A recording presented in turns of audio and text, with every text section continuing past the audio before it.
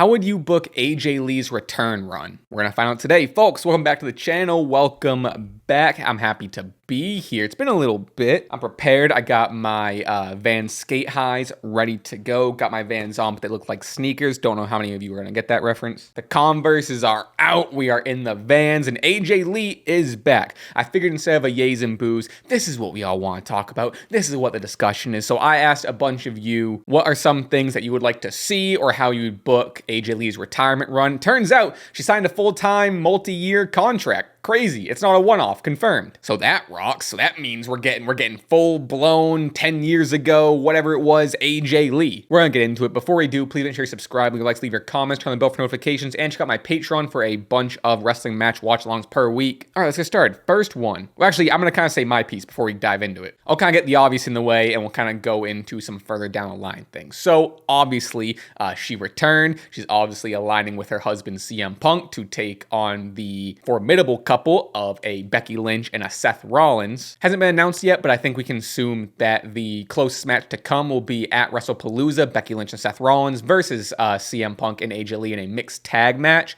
That's my hope. That's my dream. That's why I'm keeping my fingers crossed for. And then to get a step further, I think that'll then lead to an AJ Lee Becky Lynch feud. SmackDown went off the air at this time, but they did post videos of, they kept the camera rolling. They kind of filmed CM Punk and AJ Lee as they were exiting the ring, and AJ Lee picked up, I don't know if it was a replica one or it might have been like Becky's belt, IC belt that she dropped. She picked it up, she went back in the ring, she held it, and she was holding it up, and she was even saying Punk's like, oh, can I take this home? So I think it's a pretty clear indication that AJ Lee, after this mixed tag match, will go on to feud with Becky Lynch to go after Becky Lynch's IC title, have her win it, like a billion% have her win it and take it off Becky, and then go on a run. I'm kind of getting ahead of myself now and getting to other people's takes, but get the IC belt, go for a run. I want AJ in the Royal Rumble. I probably want AJ to win the Royal Rumble, and there's a whole lot of stuff you can book there. Go on to WrestleMania, win a world title. Again, the fact that she has a multi-year contract, she's full-time, there's so much you can do. She's not part-time, she's not just doing a one-off. There's so many things you can do, but that's just kind of knock out the quick, obvious, very soon stuff, and now we'll kind of get into what people are saying past that. Our first one here says, AJ versus Io Sky in a F it, we don't need a feud to burn the house down match. I love this is where we're starting. My GOAT versus the GOAT. This would be sick. I mean, sure, it'd be great if they had some sort of feud, if Io gets the title and they feud for a title. There's a lot of stuff you can do. Or, which I'm just as fine with, which is what you're saying, just have a match on Raw and have a barn burner Io Sky Raw match with AJ Lee in 2025. That's crazy. Let's just put that in perspective. It's 2025, it's September 6th, and we are probably going to get AJ Lee versus Io Sky. Isn't that crazy? I'm fully down for that, but we are kind of booking here. We gotta go a step further. Who wins that match? I mean, selfishly, as much as I do love AJ Lee, and she is the best, but I still love Io Sky. Should Io Sky go over? So a lot of the stuff we're going to talk about, I think, later is AJ Lee working with younger and newer talent that's not as seasoned in the WWE or as much of a veteran status as she is. And, Io Sky is on top of the world. It's not like Io Sky really needs a cosign at this point. However, it's another notch in the Io Sky belt if she can put away the legend that is AJ Lee. Now, if you're going to have her win the IC belt, AJ Lee being win the IC belt, go on this run, yeah, AJ Lee should probably, I'll take my bias out of it. AJ Lee should probably beat Io Sky, especially if AJ Lee goes on to win the IC belt. Or, hear me out, best of 3, best of 7, AJ Lee, Io Sky. I'm getting way ahead of myself now, but we're trying to book out the booking, All right, this next one says, AJ beats Becky for the IC title at Survivor Series. At the Rumble, she comes out first and goes the entire way to ultimately lose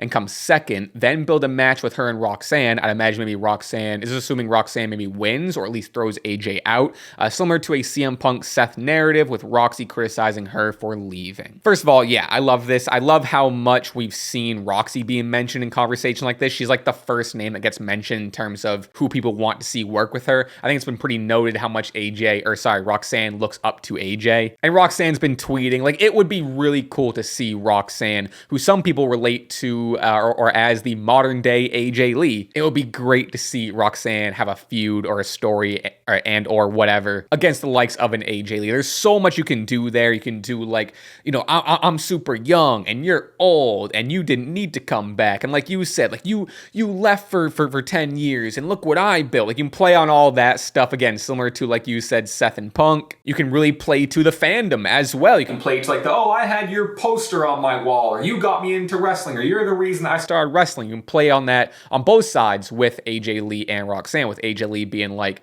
hey, you idolize me. The master is going to be better than the student in this case. And Roxanne being like, oh, like, we've surpassed you. You started the revolution, but we took it farther than you ever could. You know, we can kind of talk about that. I'm saying that in like a kayfabe character sort of way. But yeah, that rocks. I think we're definitely, no pun intended, that rocks. But I think we'll definitely get something with Roxanne. All right, this next one says, I would have her start off with feuding with Becky Lynch and then have that lead into her having a Mania match with a returning Liv Morgan, who's grown jealous with these Diva era girls returning to, quote, steal her thunder. Interesting. Okay, yeah, I mean, with Nikki Bella being back, I think we're definitely going to have some Nikki Bella and AJ Lee sort of like, hey, Divas start of the revolution sort of, at least interactions between the two. I think that'd be sick. And then, you know, and this is getting way ahead of things, but if you're thinking of bringing back a Brie Bella with Nikki, and then I've heard talks about a Paige / Saraya, right? You can really dive into this whole like Divas era, who laid the foundation at the end of Divas era and kicked off the revolution into the Four Horsewomen stuff, or even like post Four Horsewomen stuff of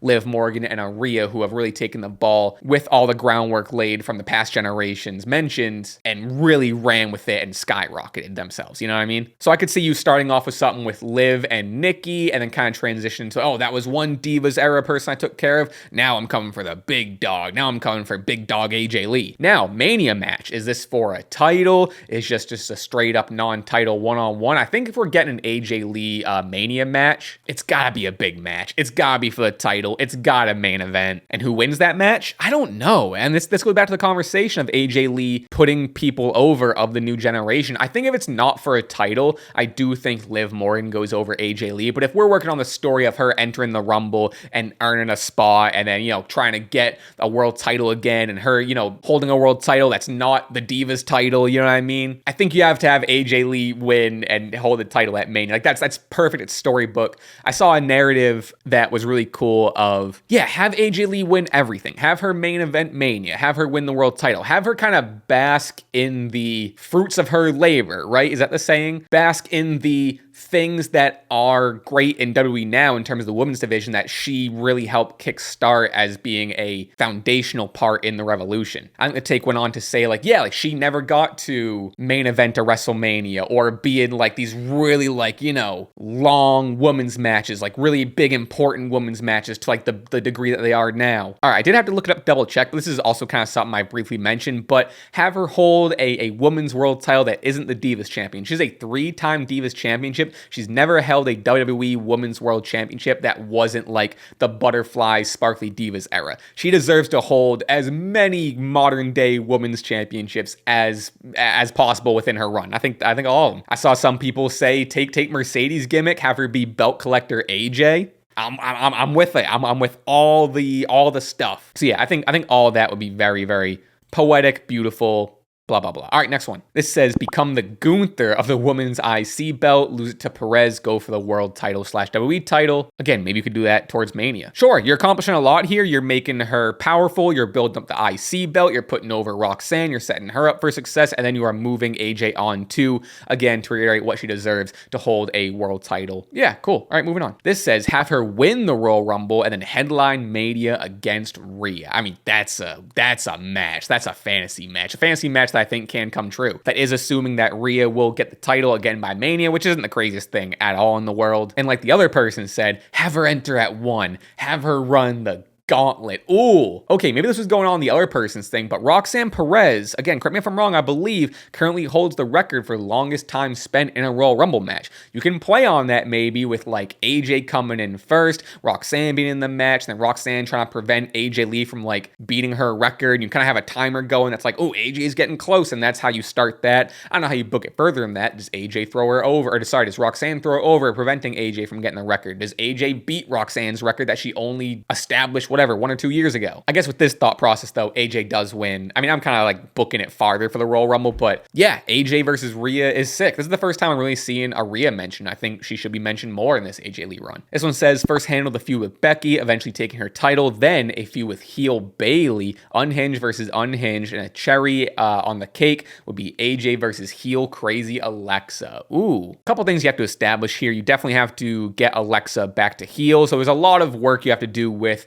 Charlotte and Alexa. However, I've been kind of booking Charlotte and Alexa in my head, and everyone thinks that Charlotte is going to be the one to turn. No, do the swerve. We're all built up to the swerve. We all want the swerve to happen. Is it even a swerve if we're almost expecting it? Yes. Maybe, I don't know. But do the swerve where Alexa turns on Charlotte, then boom, you have the crazy gimmick. You can do unhinged versus Alexa. And to go back to Bayley, I think that's a great feud for Bayley's new character. Maybe after Bayley establishes this new unhinged character with a couple other feuds, and then you move on to AJ to be like, hey, I'm the king of the crazy. I'm the queen of the crazy. I am the ultimate unhinged one, whatever. Yeah, I'm for all that. That'd be great. All right, this one says, establish her as a trailblazer / WWE legend, having a comeback similar to Trish and Lita's run in 2023. Have her work with mid-carders like Candice, Lyra, Julia, Kyrie for a while until it's Mania season. Then we start back up the program with Becky for the IC title, and then a program with Roxanne. All right, I'm going to kind of focus on the middle here because we kind of covered like Roxanne and Becky and whatever. This kind of goes back to the conversation I was having earlier where so many of the women are already so established outside the WWE, inside the WWE, like all these mid-carders, like you named, a Candice LeRae, a Lyra Valkyria, a Julia, and a Kairi Sane. Those are all names that don't necessarily need a cosign, right? And I hope I'm choosing my words right, because none of these women like need anyone else. However, it would be cool for the veteran status AJ Lee, again, I'm going to use the term, to just put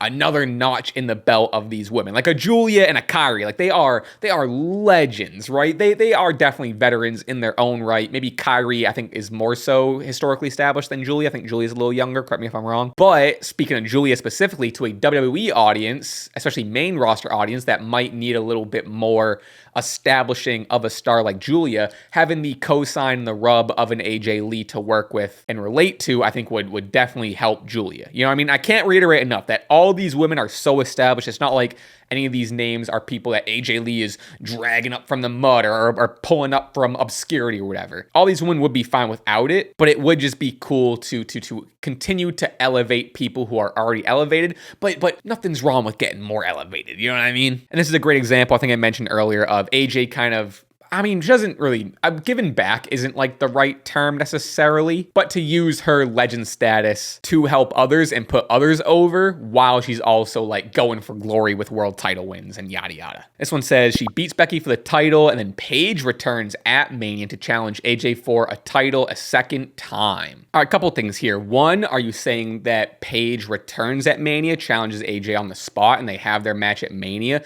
So I feel like you can have Paige maybe return prior to this and then set up a feud. Like I feel like if AJ Lee is having a match at Mania with the title, it's not going to be like a mystery opponent or a open challenge sort of thing. I just don't really see that happening. Also, like after the SmackDown stream, shout out you for at the SmackDown stream over on Stash Club channel. After that, I started seeing like, oh, people were speculating that we're going to get a double return in like Paige. And like I think she replied like a comment that was like a wink or like, I'd love to return. I don't know, there was something that gave someone inclination, like we're getting Paige, but I could see Paige returning, not necessarily like super soon, not really on the heels of this AJ Lee return necessarily. I think it can be its own thing. But if we get a Paige return, that would just add to the fuel of like Divas era Revolution versus Four Horsewomen stuff versus new era sort of stuff. I think that'd be cool. And then sure, run back the nostalgia retirement tour-esque match of a Paige versus AJ for a title. I think that'd be great. This one says, honestly, I would bring back Tamina and have it like it was when Lee was Divas champ, or even do a storyline between the two.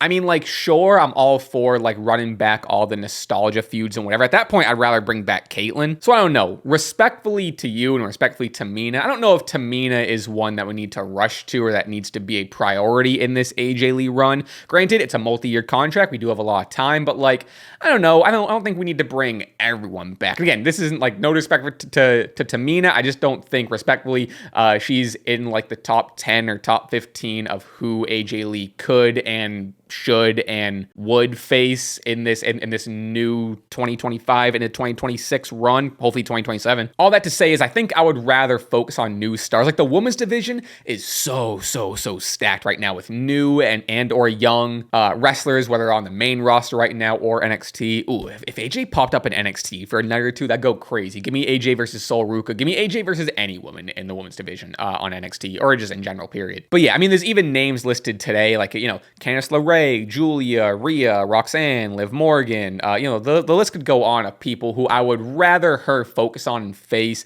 and have storylines with than I think that would take prominence, authority over a Tamina run. But I appreciate it. I appreciate the optimism in the fandom. All right, folks, I'm going to call it there. If you have more kind of fantasy booking or hopes and dreams for this AJ Lee run that I didn't mention in this video, please leave them in the comments. Also, check out my Patreon for weekly match watch-alongs. Honestly, I did do 2 AJ Lee ones recently. AJ Lee versus Caitlyn, AJ Lee versus Paige. Both of those are on there, as well as a bunch of other stuff. Please subscribe, and until then, see you next time. Peace.